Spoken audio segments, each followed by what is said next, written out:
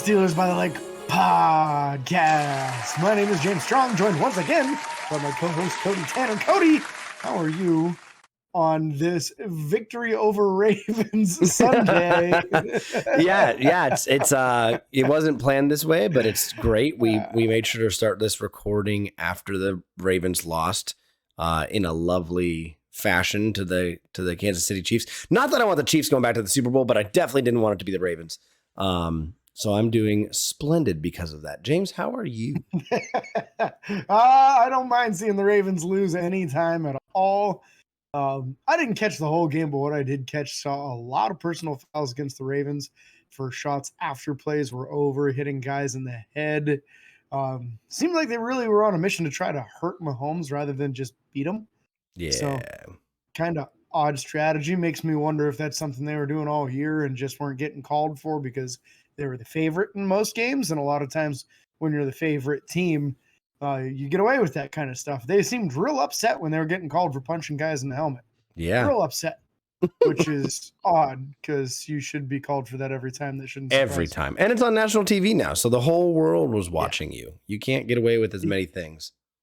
Can't do that. The State Farm's poster boy get away with it. It's not going to happen. I don't know. Andy Reid's coming up with the poster boy thing now. Andy Reid's got in some of his commercials now. I'm surprised he didn't have a hamburger. But it is what it is. No, but so with that being said, obviously we're celebrating a Ravens loss at this exact moment. We're waving those terrible towels. I got one right here. We're waving them. But with that being said, we are going to talk about the defensive stats overall from the year. We're going to do the year in review for the defensive side of the ball, also special teams a little bit. And then we're going to talk free agents. So who are the free agents that Pittsburgh has? And then on top of that, are there any free agents that we would like Pittsburgh to target? Obviously, Pittsburgh's in the negative with cap room right now. However, they'll always finagle that and make that work out to have 10 or 15 million normally for spending. So we'll see what happens. Whose contracts they just dump, and then whose they also restructure. I'm sure there'll be a couple of those this year. Before we go too far into that stuff, James, we have some player news with teams, with people in the defense, specifically all defensive news today. Yeah. So a couple of awards starting to be given out this time of year. TJ Watt was handed an AFC Defensive Player of the Year award by one of the sources. They haven't announced the official ones yet, but I want to say it was like the Pro Writers Association named Myles Garrett their NFL Defensive Player of the Year, which is crazy because he literally doesn't lead the NFL in a single statistic, not any viable statistic. And it doesn't make sense. In his last 6 games, he had like 3 tackles total in all 6 games. Here's my question. Not even top 5 in sacks. Here's my question. How can you be named the AFC Defensive Player of the Year, but then someone else in the AFC gets the defensive? That doesn't make sense. Shouldn't be possible. Yeah. No. So it's losing all credibility. If the official award goes to Myles Garrett, then the awards are just have no credibility now because you're just going off of opinions rather than facts at that point in time. So the voting system, and that will also be something that people don't have any faith in, which is just awful. But beyond that, Joey Porter Jr. did get named to the all-rookie defensive team. So that's a pretty awesome recognition for a guy well-deserved. He played real well for Pittsburgh, was shutting down dang near every single guy he went against week after week. Only the one interception on the year, but plenty of pass breakups and some very, very sticky coverage. If they can figure out that cornerback number 2 position opposite him, it's really going to be a game changer for the Steelers defense in future years. Dude, Pro Football Focus has moved him to their number 1 corner in this upcoming draft. So he won't be available after 12. Yeah, the only hope is now Daniel Jeremiah's got him like 4th or 5th on his list. So that's the thing, is there's going to be a big discrepancy from one team to another, from one NFL draft analyst to another. The only big question mark that I think there's going to be at this point in time is long speed. He is a track guy, but some people are not expecting him to be super fast. And by that I mean I think he's going to run similar to Joey Porter in that 4-4-6 kind of thing. Yeah. I think if he runs in the low 4-4s, then he'll go in the top 10 picks. But if he's in the higher end, that 4-6, 4-7, 4-8, or 9, that kind of area, then he might just last and be there at 20. There's a possibility. If he's there, we gotta pick him. You gotta. Yeah, I think you'd be crazy not to. He's an incredible athlete, a fantastic cover corner, and a really, really reliable tackler.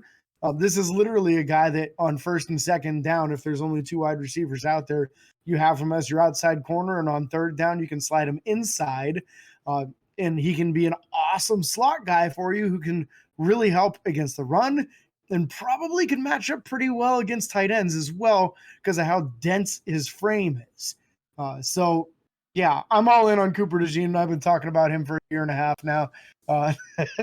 It's that time. You know, we're going to hear a lot of Cooper DeJean in the next month and a half, 2 months here. So that's an exciting thing. Staying in the secondary here, Pittsburgh did decide to extend the defensive coordinator, Terrell Austin, with a 2-year extension. I like it. I think it's a great move. 2 years ago, in his first year as the defensive coordinator, they led the NFL in interceptions with 19.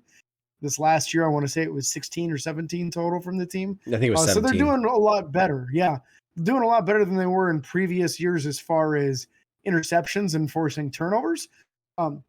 Just got to get a little better production out of the defensive line. That's not going to be his specialty. Yeah. He needs to have good specialty coaches in that area, defensive line coaches, edge rusher coaches, that kind of stuff.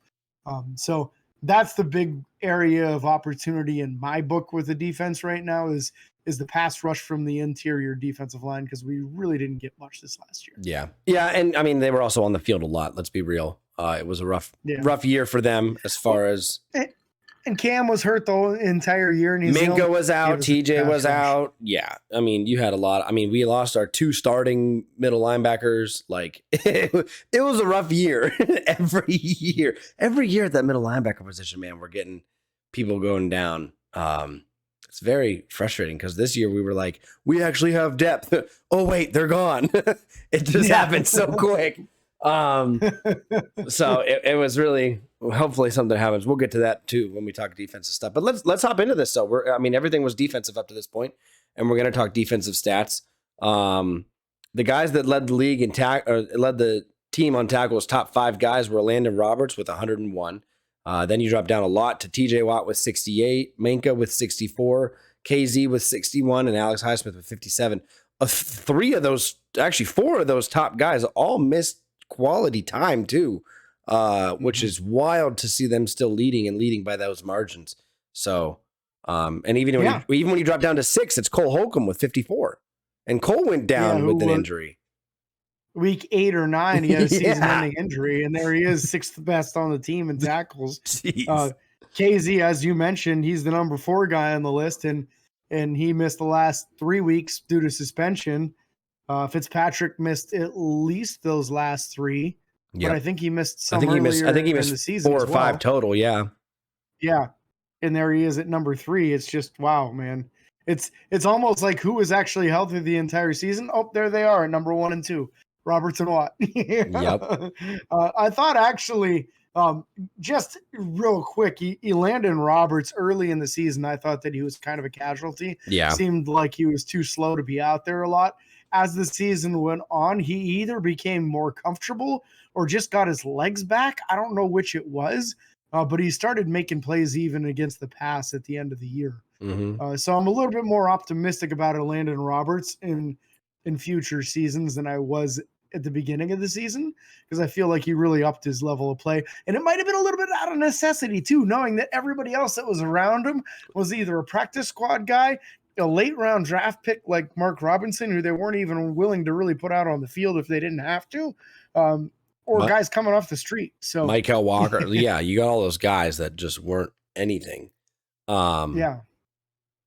So yeah, I mean, I thought I was pretty happy with his play towards the end of the year as well. Again, obviously you expected to have Quan Alexander and Cole Holcomb all year, but those guys just went down with injuries, and that was very unfortunate. I thought TJ, although he missed a few games, had a pretty good year. Minka missing 4 or 5. Did TJ miss? Am I wrong? TJ didn't miss any. Did he come out of one game with an injury? And he missed. Well, he missed. He just missed the playoff game. That was it. He played the rest. Yep. Yeah. Okay. That was it. He played all season. I knew he missed a game. I just was processing regular season and not other stuff. But it's nice seeing Alex Highsmith on that list. Going down, I would have liked to see more out of Larry Ogunjobi. Obviously, Cam Hayward was gone for so long. Keanu Benton had 36 tackles on the year. Joey Porter had 43. Again, Joey Porter didn't play in all the games. I think he only started he didn't play the first, 6-7 weeks? 4 weeks? He played sparingly. They were using him in the dime package, and that's about it. So he was getting like 6 to 8 snaps a game. Yeah. So it wasn't until like week 6 or 7, I believe, before they actually started him. So for him to be where he is on the list as far as tackles is impressive. Another takeaway I have from this is I'm seeing in the top 7, 3 safeties. That's scary. I don't want to see that in future years because that's a real bad sign when your safeties are leading the team in tackles like that. And I know that there was a stretch where Minka was getting 10 tackles a game every game for a while there. You can't have that. The linebackers and defensive line need to do a better job of cleaning stuff up. So I'm looking forward to seeing what Pittsburgh does to change that up next year and possibly a full healthy season of Holcomb as well. Yeah. Let's move over to the sack category on this, Cody, and talk sack production from this last year. Obviously, the elephant in the room, TJ Watt, 19 sacks, led the NFL. That's the 3rd time in his career. And what is he, the first guy in NFL history to do that with leading the entire NFL in sacks for 3 seasons? Yep. So quite a season that TJ has when you compare him to the top pass rushers in the NFL. He's leading in sacks, forced fumbles, interceptions, and passes deflected, and also tackles for loss. So should be a shoe-in for the Defensive Player of the Year. Should be. But it turns out that the Pro Football Focus folks decided to come up with a new statistic called pass rush win rate, which is 100% a opinion statistic, kind of like pressures. It's somebody looking at it and saying, oh, yep, that's a pressure. It doesn't actually register as far as hitting somebody or forcing a fumble or sacking a quarterback or deflecting a ball. Those are tangible things. Either it happens or it doesn't happen. Where the pass rush win rate or a pressure rate, those are 100% opinion statistics. Yep. So that's why I'm so up in arms about this whole thing of people trying to say that Myles Garrett's the best rusher in the NFL because of his pass rush win rate. Because he cherry picks his matchups and he's scared to go against elite offensive linemen and even good offensive linemen. He runs from them and takes the weakest matchup every week. Yeah. You see him even doing basketball crossover moves against weak centers because he knows that they can't handle his quickness on the inside. You're not seeing TJ Watt do anything like that. He lines up on the outside on every play unless it's a 3rd and short where the other team's going to run, and then he moves inside. And don't get us wrong. I want to clarify something because I know where you're coming from, and I understand your point, and I think the listeners may not. We are not saying that Myles Garrett is not a talented player or not a good player. He's very good. But he is not the most valuable player to his team in the sense when you look at the productivity that TJ Watt had and what he provides and the turnover rate and leading this, like, it's not just a sack. It's not just a number-based game. Don't get me wrong. But like when you lead those numbers, that shows your value. And then when you see the productivity standpoint, like Myles Garrett didn't force as many turnovers as TJ Watt did. Myles Garrett didn't force as many long, like 3rd downs and big sacks and all this stuff. It's about the play, not necessarily the numbers. And so I want to clarify that. But we're making it a point. TJ Watt does it without cherry picking the worst player. And he drops into coverage. Yeah, and gets Myles interceptions. Garrett does not drop into coverage. So he drops into coverage a good 10 to 15% of the time. Myles Garrett pass rushes every single down that there's a pass play. Yeah. So there's a greater percentage of opportunities for Myles Garrett as well. And TJ is still more productive. Yeah. And then the tackles for loss thing really speaks volumes to me that TJ is so much higher than Myles in tackles for loss, because that shows effort against the run. When you have somebody that has that many more tackles and that many more tackles for loss, that's tackling the ball carrier who is not the quarterback behind the line. That's saying, hey, I don't care that I'm not going to get a sack on this play. I'm still going to go all out for my teammates. That goes to say a little bit of something about how much of a team first or a me first kind of player you are. Yep. So I think TJ's statistics speak for themselves this year, and should easily win Defensive Player of the Year. But moving on to the rest of the Steeler unit as far as sacks, number 2 for them was Alex Highsmith with 7, which was a big drop off from last year. But I kind of feel like left tackles recognized what they were going against this year and just held the living crap out of them on a regular basis. Yep. He had Otherwise, so many. he probably would have had a lot more. He had so many holding calls that you're not going to be seeing because, again, he's not quite yet the household name. He's after last year, he's much a bigger name. But again, Pittsburgh was 11th in the league with sacks this year with 47. Almost made it to 50 again. And then you have Marcus Golden, who had 4. Larry Ogunjobi and Nick Herbig both had 3. Herbig coming in his rookie year, having 3 is not bad. I'll take 3. Especially with the limited snap count that he got on defense, because he didn't play that much. No, not at all.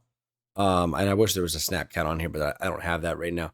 And then even when you look at the tackles for loss, if you switch over to that stat, TJ had 19, Landon Roberts had 10 from that inside linebacker position. Alex Highsmith had 8, Marcus Golden had 6, Cam Hayward had 6, Nick Herbig and Quan Alexander both had 5.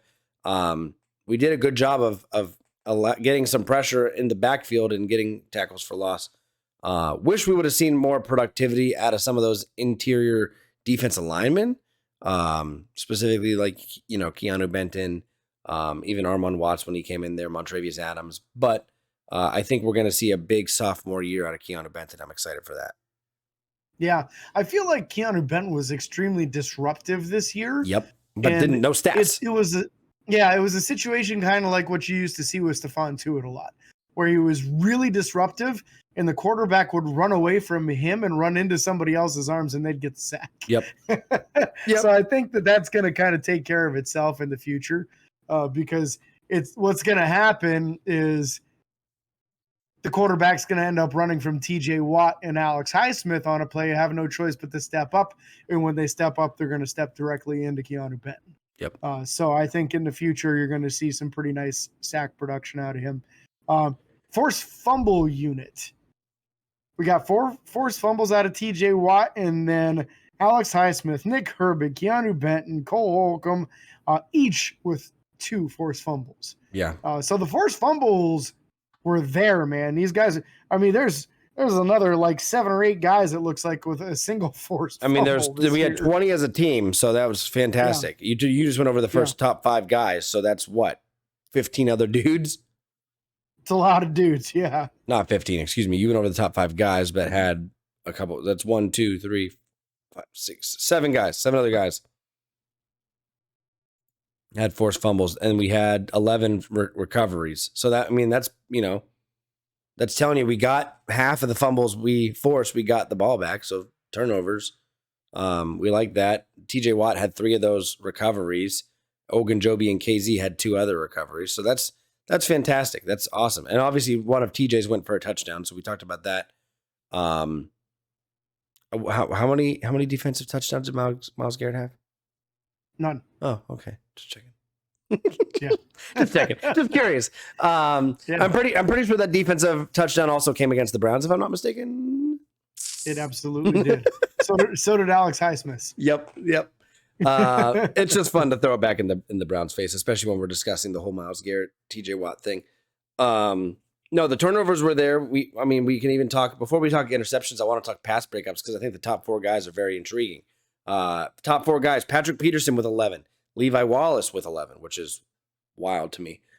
Joy Porter with 10, and then you had TJ Watt with 8.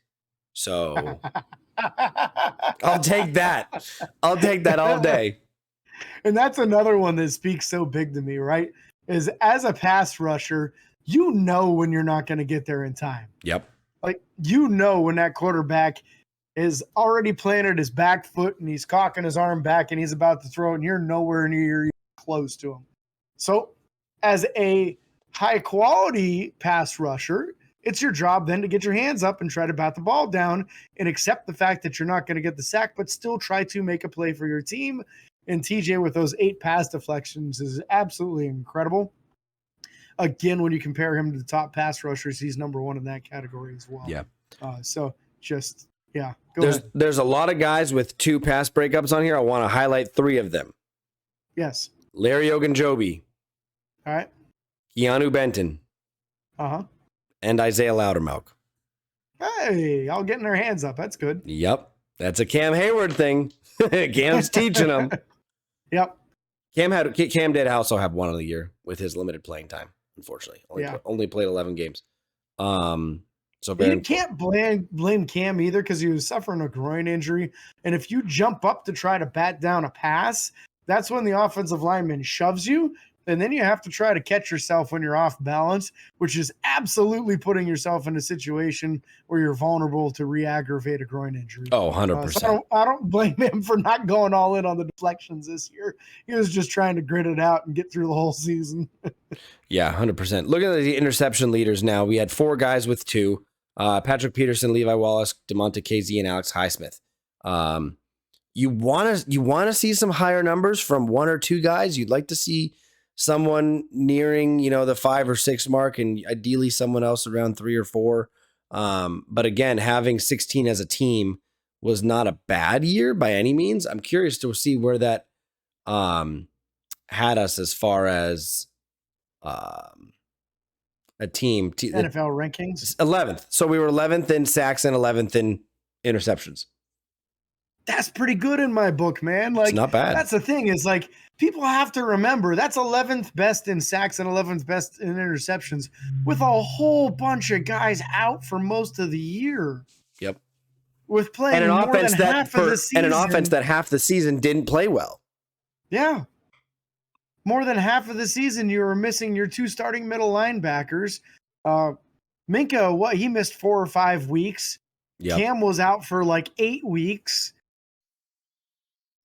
Keanu Neal missed half the season. He was supposed to be a starting safety. DeMonte KZ missed 3 weeks at the end of the year with that suspension. Like, you were missing a lot of really important pieces to that pass defense and to that rushing defense, and still ranked 11th in both of those categories.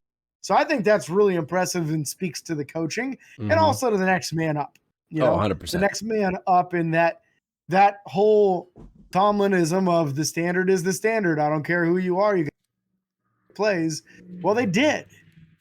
I mean, again, I won't defend the lack of sack production from the defensive line. That needed to be better than what it was, and I think they'll address that. I think we'll see a draft pick probably pretty high this year on that defensive line to try to get that fixed and taken care of. Yep. But what the reserves did at safety and middle linebacker, I thought some of those guys were really impressive for what they were handed and how far down the depth chart. And some of them not even being on the roster at the beginning of the year, like Miles Jack and Eric Rowe. I mean, they didn't even get onto the roster until like week 11 or 12. Yeah. And starting the last 3 weeks and playing well for us. Yep. Switching over to the special teams aspect, just because we also want to talk free agents here before we end the show. Boswell was 27 of 29 for field goals. And then I believe he was, I'm trying to find his extra points, 27 of 28. So, yeah. Or excuse me, he was 29 of 31 for field goals. So he missed 2 field goals and 1 extra point all year. So, and somehow didn't go to the Pro Bowl when the guy that went missed 5 kicks. Who's the guy that went? Who's the guy that went? Justin Tucker, of course. Oh. So he got in just 100% off of name, which is awful because Boswell had a drastically better season than him. Yeah, Tucker was 15th in the league in field goal percentage. Boswell was 8th. Boswell was 8th. Yeah. Yeah. I mean, technically, sheer numbers. Look, he was 30. He had 37 attempts, But if you look at somebody like, I mean, even Harrison Butker, well, I guess he's technically going to the Super Bowl, so it wouldn't matter. But Kansas City, he was 4th in percentage for field goals. Mm-hmm. So I'm not And sure. And 100% on extra points. One of the big things with Tucker this year, I want to say he was like 1 of 6 from 50+ yards, as to where Boswell was 6 for 7. Tucker was 1 of 5. 1 of 5. Yeah, that's. Whew. Boswell was 6 of 7. Man. You are correct. Yeah. Yeah, that's sheer name. That is 100% sheer name. Yep. I mean, you have even, the Tennessee guy, the Tennessee kicker, Nick Folk, and the Houston kicker were both 1 and 2. Now they kicked a lot less, only 30 and 28 attempts respectively, but they're top 1 and 2 with percentage.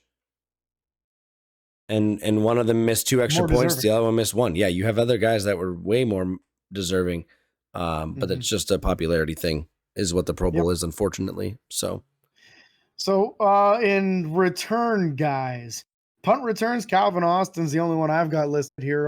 Punt returns for the season for Pittsburgh, with 29 return attempts, averaging 8.6 yards per return.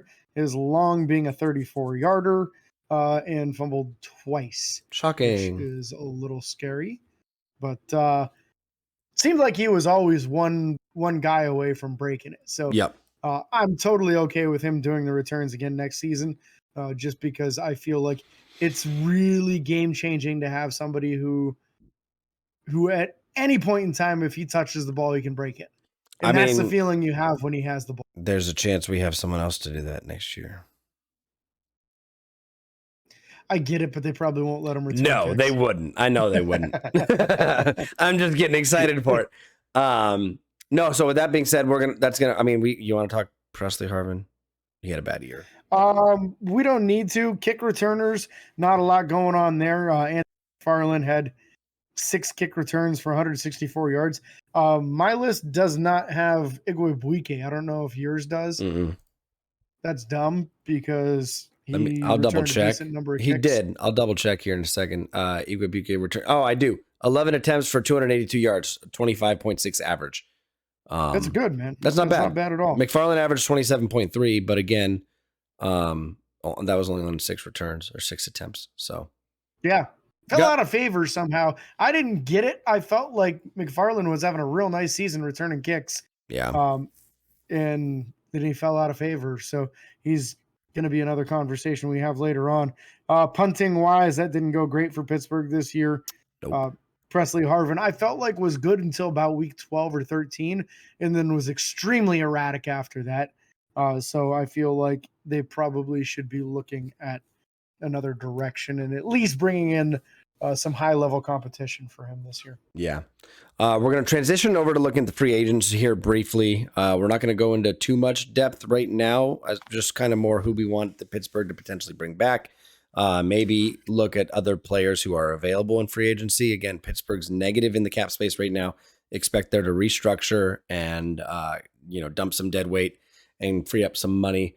The guys on this list who are listed as unrestricted free agents, you have Levi Wallace, who's a corner, Montravius Adams, the defensive lineman, Miles Killebrew, the safety, Marcus Golden, Quan Alexander, James Pierre, Armand Watts, Shandon Sullivan, Blake Martinez, Miles Boykin, Mason Rudolph, Michael Walker, and then you also have Elijah Riley listed here.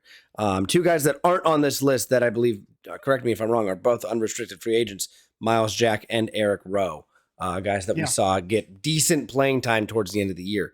James, do you want to go through those guys specifically, or do you want to highlight these other 3 guys on the list and then kind of just talk about it? Let's talk about those guys, and then we can touch base real quickly on the restricted and exclusive rights guys. Okay. So that list that Cody gave you was all unrestricted. They can sign with whoever they want. On this list, I like Levi Wallace. Man, let him go. Experiment. Peace. Montravius Adams, if you can get him for the contract minimum, I'm okay with it. Yep. But you kind of need an upgrade as far as a pass rusher. He offers absolutely nothing. Miles Killebrew, bring him back. I wasn't going to say that at the beginning of the year, but blocking 2 more punts, then that's 4 blocked punts in 3 seasons with 2 in 1 year, none, then 2 in the next year. And that's just very, very impressive. And now he's even achieved a Pro Bowl for that. Yeah. So you definitely got to bring back Miles Killebrew, and it shouldn't cost that much either. Marcus Golden, I think, probably played well enough to price himself out of Pittsburgh. And at 32 years old, do you even still want? He's going to be 38 or 33, before the next season starts. Do you even want to bring him back? I mean, I'd be okay with it at veteran minimum or maybe a hair above. But the thing is, typically your backup outside linebackers also play on special teams. Yep. And he doesn't do that anymore because of his age. So he was good. Like, he provided excellent pass rush ability for a backup outside linebacker. And honestly, that duo of him in the rookie, Nick Herbig, was the best backup outside linebacker duo Pittsburgh's ever had. Yep. We've never had that high quality on our backup outside linebackers. So Herbig kind of makes Golden expendable. But if you don't bring Golden back, then you need a new fourth guy. Yep. So it's a slippery slope, man. If you can bring him back for the minimum, I say do it, and then just worry about it in other positions. Quan Alexander. Yeah. Man, at the beginning of the year, I was all in on back. Then he injures the Achilles. You can't necessarily expect him to come back at the same level of athleticism as he was before, and he's already getting old. Yep. So I don't see him getting an opportunity to come back from that. James Pierre, come on, man. He's 27 years old. He still hasn't turned into a decent corner. Let's move on from it. I didn't even think that he was that great of a gunner this year. No, he wasn't. Felt like he was okay, but you really didn't see him making a bunch of crazy plays. So I move on from that experience. Armon Watts, vet minimum, I'll keep him. Otherwise, no. Yeah, he's just a depth piece. Yeah, that's not even guaranteeing he's going to make the team next year. Yeah. He seemed to work his way above both Loudermilk and Leal on the depth chart. So that does kind of make you say to a degree that you probably should bring him back, but I'm not paying him anything above minimum. Same with Shandon Sullivan. He was okay at the end of the year, but it really took like 3/4 of the season for him to even get on the field. Yeah, I mean, he shined a little bit during preseason. He made some plays, but like you didn't see enough out of him when he was in there. I would honestly say even a little bit over vet minimum for Shandon Sullivan, but not much. Maybe a couple $100,000 to bring him back just as a depth piece. I mean, there's 3 corners on this list. You got to have somebody in the room. Don't get me wrong. They can draft and sign people in free agency still who would be cheaper, but Shandon Sullivan, potentially bring him back. Blake Martinez, 30-year-old inside linebacker, cut it. I mean, we brought him in because of injuries. At this point, get rid of him, see what we got next year. Wide receiver, Miles Boykin. If you're on the same boat I am with this, I think you get rid of him. It's very similar to James Pierre. He was a great gunner. I didn't see anything this year that I was like, oh, Miles Boykin did a great job on that play. And a couple of times where he had the opportunity to down the ball inside the 1 yard line and blew it. Yep. So, yeah, if your specialty is as a gunner and then you do that good, then at least give me a backup wide receiver who can catch the ball and run routes. Yep. Mason Rudolph, obviously bring him back if you can. There's a chance he played himself out of the Pittsburgh market as well. Again, expect them to be dropping Mitch Trubisky. Maybe that frees up some money for him.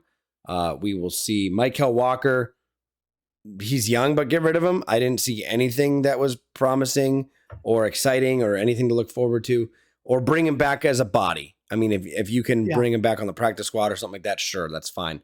Chappelle minimum just to fill out the preseason roster, I'm okay with it, but don't you dare pay him anything above that minimum. No. Chappelle Russell. Oh, excuse me. That's another guy we're going to get into in a minute. Elijah Riley, the corner safety combo. He's young. Bring him back as a depth piece. I wouldn't pay him a whole lot. I mean, he was making $695,000 this year.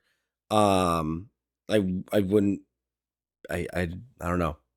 I don't know if he's worth any money to keep him on the team. I haven't seen anything from Elijah Riley, in my opinion, to get excited about or ride homer about. So to me, if you're trying to figure out how to fill out the room and we're moving on from James Pierre, if I'm between Shandon Sullivan and Elijah, You're I'm bringing probably Elijah. bringing back Elijah Riley because he's younger, he's going to be cheaper, and he has better versatility. He can play safety in addition to slot corner. And what we saw in the preseason was somebody with a real nose for making tackles against the run out of slot corner. So I think there's a possibility of something developing there to a legitimate option at that slot corner position. But I like the versatility a little bit there with Elijah Riley. Yeah. So Cody kind of teased it there. We've Well, got one. Whoa. Go ahead. Miles Jack and Eric Rowe. Okay, yeah. Don't want to forget him. Miles Jack, bring him back. If you can, vet minimum, sure. I think he actually kind of played fairly well at the end. Even if he's just a depth piece, I would say bring him back. But again, don't break the bank for him. There's no point. And then Eric Rowe, 100% bring back. Yeah, 100%. I'm with you on Eric Rowe. I'm going to oppose you on the Miles Jack. I'm moving on from Miles Jack. I appreciate his efforts. I feel like he really did help be like a solidifying glue at the end of the season there.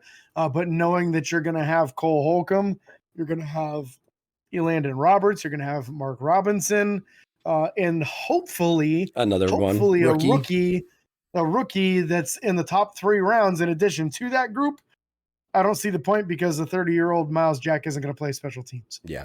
So I'm moving on from Miles Jack, but I'm going to go as far as saying with Eric Rowe, I'd be willing to throw him at least like $2 million a year based off of what we saw him. And he's going to be 32. Like he's going to be 32. Yeah. So I wouldn't older. give him anything longer than a 2-year contract, 2 years at the most. But I think you really ought to consider giving this man a contract because I really liked what you saw out of him. And even though he's naturally more of a free safety than he is strong, I feel like he was a solid enough tackler and moved pretty well in space. So I'm in on the Eric Rowe experiment, which might allow you to push for the long-term solution at safety down the road one more year, maybe 2 years down the road, until you can properly invest with a high draft pick, somebody to be the running mate for Minkah. Yeah. And James, I think I'm going to, let's talk about these last 3 guys real quick. Yeah. Obviously Chappelle Russell, restricted free agent. Who's a restricted free agent. And then you also have Renell Wren, who's an exclusive rights free agent, and Dylan Cook, the tackle, who's an exclusive right free agent. I have a weird feeling that Dylan Cook will be back as a body, but the other 2 guys just get rid of. Like Yeah, I'm with you. I think Dylan Cook is absolutely prioritized and brought back.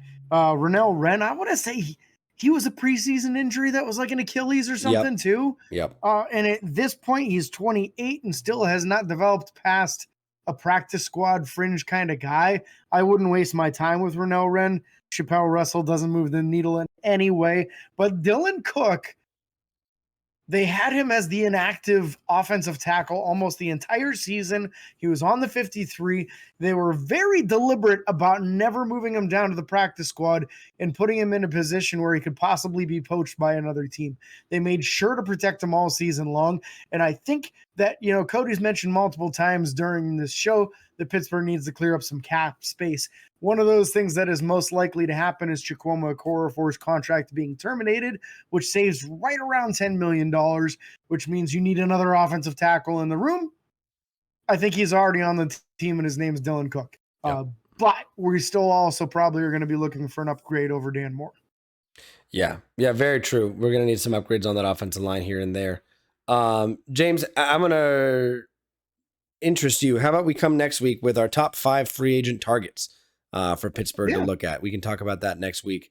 We are getting into that slow time period. We're waiting for the Super Bowl to end. We're waiting for some, all-star games to happen. I know that's what you're excited about. This week, man. This Thursday and Saturday. Thursday is the East-West Shrine Bowl, or East-West Shrine game. And then Saturday is going to be the Senior Bowl. So exciting for both those things. We're looking forward to those things. We are excited as well. If you guys have anybody you think Pittsburgh should target in free agency, let us know. Comment down below. If you're watching on YouTube or message us on social media, we'll be happy to hear from you and converse about that and share your input on the show. So again, thank you guys so much for listening and watching. If you're on YouTube, remember to like and follow on Facebook, Twitter, Instagram, TikTok, and YouTube. Subscribe and ring the bell. It's free. And oh my Lanta, James, don't forget to wave those terrible towels. And until next time, this is your host, James and Cody, signing off. Peace.